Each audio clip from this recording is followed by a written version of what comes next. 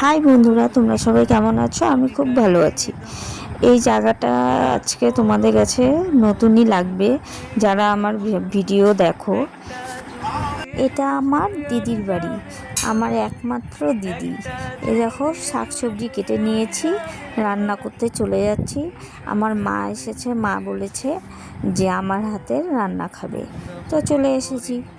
আজকে মাকে রান্না করে খাওয়াবো। তা কি রান্না হচ্ছে দেখতে থাকো, পাশে থাকো, ঠিক আছে?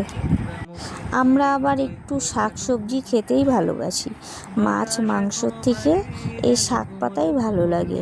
এখন দেখো বর্ষার দিন, আর কুমড়োর ডোগা খুবই ভাল লাগে।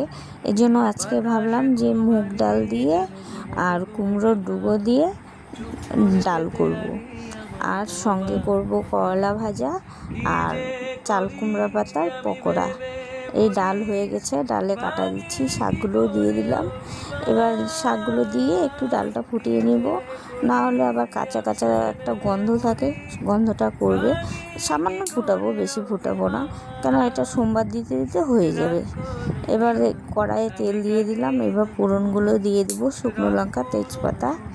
এবার জিরে ফোড়ন দেবো, একটু জিরে ফোড়ন দিয়ে আদা আর জিরে বাটা পেস্ট করে নিয়েছি মিক্সিতে, ওটা দিয়ে দিলাম। দিয়ে ডালটা এবার ঢেলে দিব, সুন্দর করে মশলাটা কষিয়ে নিচ্ছি। কষিয়ে নিয়ে ডালটা দিয়ে দিব। মশলা কষানো হয়ে গেছে। এবার করলাগুলো হলুদ লবণ দিয়ে মেখে রেখেছি, মেখে এবার করলাগুলো ছেড়ে দিচ্ছি, ভেজে নেব ভালো করে, লাল লাল করে ভেজে উঠিয়ে নিয়ে তারপরে যে বড়া ভাজার এই তেলেই বড়াটা ভেজে নেব, চাল কুমড়ো পাতার বড়া।